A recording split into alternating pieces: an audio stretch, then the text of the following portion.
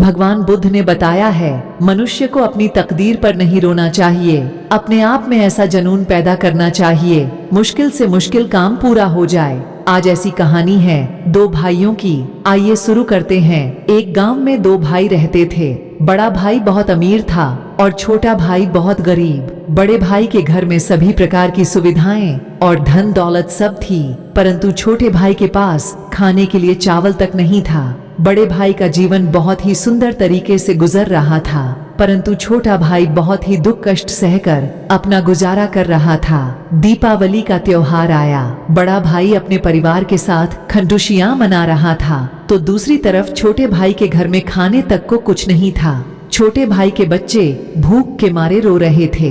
अपने बच्चों का रोना देखकर छोटे भाई को सहन नहीं हुआ और वह अपने बड़े भाई के घर कुछ अनाज मांगने के लिए चला गया ताकि उसके बच्चों को भोजन मिल सके। वहां उसने अपने बड़े भाई से कुछ अनाज मांगा, परंतु उसने छोटे भाई का अपमान करके उसे वापस भेज दिया। छोटा भाई बहुत निराश होकर रोते रोते अपने घर को लौट रहा था। तभी उसको रास्ते में एक बूढ़े व्यक्ति ने रोका, जिसके सामने एक लकड़ियों का गट्ठर पड़ा हुआ था।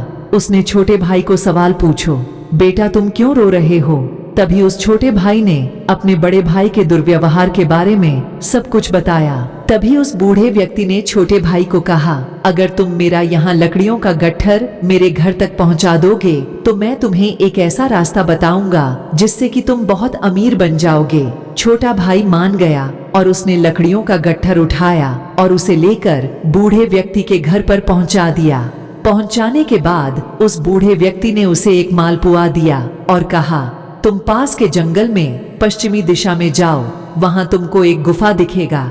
उस गुफा में घुसने के बाद तुम्हें कुछ बोने लोग मिलेंगे। उन बोनों को मालपुआ बहुत पसंद है। वह मालपुआ के बदले तुम्हें कुछ भी देने को राजी हो जाएंगे। उन्हें मालपुआ के बदले जादुई चक्की मांगना।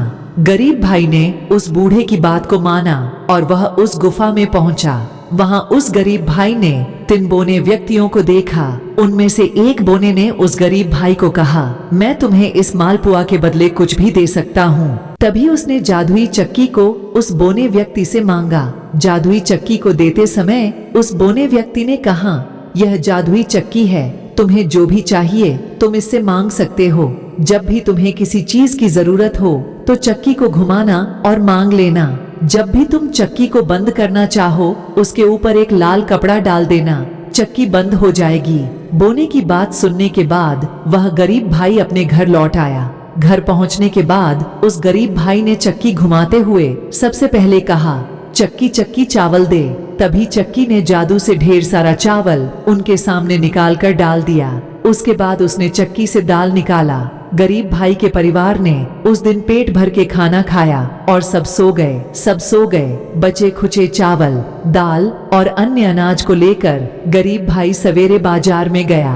बाजार में अच्छे मूल्य में उसने उन अनाजों को बेच दिया। चक्की की मदद से वह हर दिन कुछ न कुछ अनाज बनाता और बाजार बेचने जाया करता था। धीरे धीरे वह अपने बड़े भाई से भी ज्यादा अमीर बन गया। बड़ा भाई छोटे भाई की अमीरी से जलने लगा और वह सोचने लगा कि जो कुछ दिनों पहले मुझसे खाने के लिए भीख मांगने आया था वह आज अचानक कैसे अमीर बन गया। छोटे भाई की असलियत जानने के लिए एक दिन वह चोरी चुपके छोटे भाई के घर गया। जब उसने चक्की से अनाज निकलते हुए देखा तो वह चौंक गया और दूसरे दिन जब छोटे भाई के घर पर कोई नहीं था तो उसने चक्की को चुरा लिया और वह अपने परिवार के साथ नाव में बैठकर एक दूसरे राज्य की ओर निकल पड़ा।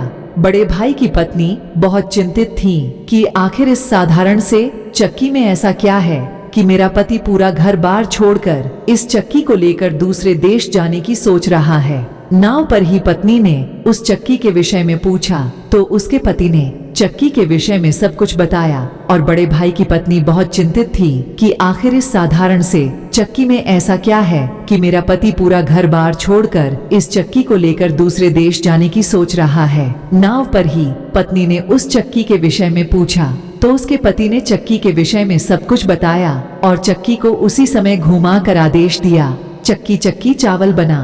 बस फिर क्या था, चक्की चावल बनाने लगा। चावल इतना ज्यादा हो गया कि नाव पानी में डूब गया और बड़ा भाई और उसका परिवार सब पानी में डूबकर मर गए। बड़े भाई को चक्की शुरू करना तो देखा था, परंतु उसे बंद करने का तरीका नहीं पता था। यही उसके अंत का कारण बना।